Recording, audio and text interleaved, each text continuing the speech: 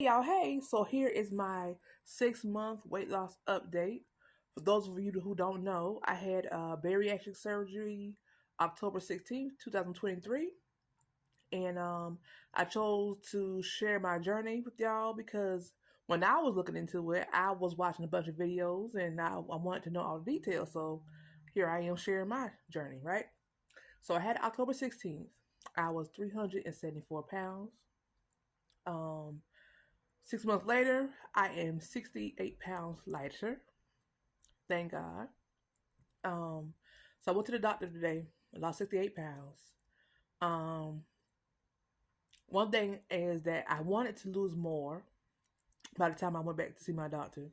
I was hoping to be like 75 pounds down, but I've been at a stall. I've been at a stall for about a good month. Um, he told me to increase my water intake, go back to lower my carbs, my sugars, start eating more sugar free stuff, up my protein. Now, y'all, I'm not gonna lie to y'all. My crutch is sweets. I love sweets. I have a real bad habit with sweets. So I gotta go back to eating sugar free stuff, which is not hard for me, but I had got kind of comfortable and relaxed. So I gotta get back on it. What else? I gotta increase my water. I'm not getting enough water in.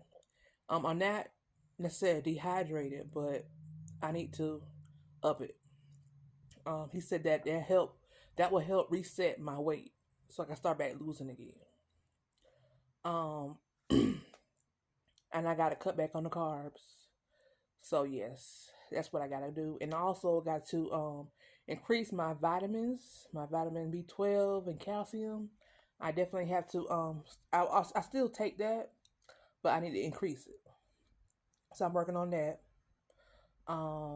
He also wants me to increase my exercise. I need to exercise about 4 hours a week, no matter how long. With it altogether, I need to be about 4 hours. So I got to start back walking, doing something. What else? When I go back, I go back in 6 months. So he said he wants me to be over 100 pounds lighter, and I think I could do that. One thing that has changed is that my snoring. I have sleep apnea. And my husband said I don't snore as much as I used to since I've had my surgery. So I'm like, okay, that's might be a good thing. And my doctor said I might want to, down the line after a year, go get retested again for sleep apnea. So I'm hoping, that is dwelling down. So I kind of sleep a little bit better. So that's good. What else? Oh, I had a problem with eating stuff with skin on it. Now, what I mean by that is like I couldn't eat grapes. I couldn't eat cucumbers with the skin on it. Stuff like that. It was just weird. I don't know why, but I could not, swallow anything like that. So, but now I can. So, hey, I don't know what that means. Also, my brain still um thinks the same way. Like even though I can't eat that much, my brain still thinks I can. So sometimes I'll make a full plate, and then when I realize I made it, I'm like, why are you making all this when you know you can't eat it? So a lot of times, like on a daily basis, I have to tell myself, you can't eat this. But to me, it's a normal size. I'm not thinking like that. So a lot of times I eat with my head and not, my stomach. Also, your body will tell you when to stop. Okay, and you think in your mind, oh, I got one more bite. Let me just go ahead and eat this one more bite. Nope, nope. You eat that one more bite, it's over with. Always gonna come right back on up. When your body is full, you are full. And I have this thing to where when I'm starting to get full, I get this cough thing. It's like it's weird. It's like I start coughing a lot, and it's almost like I don't have enough room in my stomach, my esophagus. So it's like a trigger telling me, okay, you're getting full. I don't know, but that's just how I react to stuff. I know a lot of people deal with acid reflux. I haven't been dealing with any acid reflux. Thank God for that. Um, Now my skin, because I can't intake as much fluid anymore. My skin is a lot drier, but like you said, you got to get the fluid in. So I'm just gonna try drink as much as fluid as I can. For us and everything else, that's really about it. Um, that's really about it. I gotta start taking my protein again, y'all. Start mixing my protein. When I first started this process, I was, I had protein powder. I would mix with stuff. I think I'm gonna start doing that again, even though I'm able to eat, more protein and meat and stuff like that on my own now. I still want to incorporate that again. So for that, yes. If you're thinking about doing it, do it. Don't be scared. Okay. I will say this is one of the best things that I have done. One of the best things I have done, y'all. I don't regret it at all. I have never been able to lose this much weight doing anything. Okay. The most I've ever lost is 20 pounds. So whether you get the bypass or the sleeve, go for it. Don't think twice about it. Pray about it. Now I would say depending on what your health problems are, you may not need it. Everybody can't get this due to their health. But I would say, before you get too far gone, go ahead and get it. And so I wanna address something, okay? I really want to address this.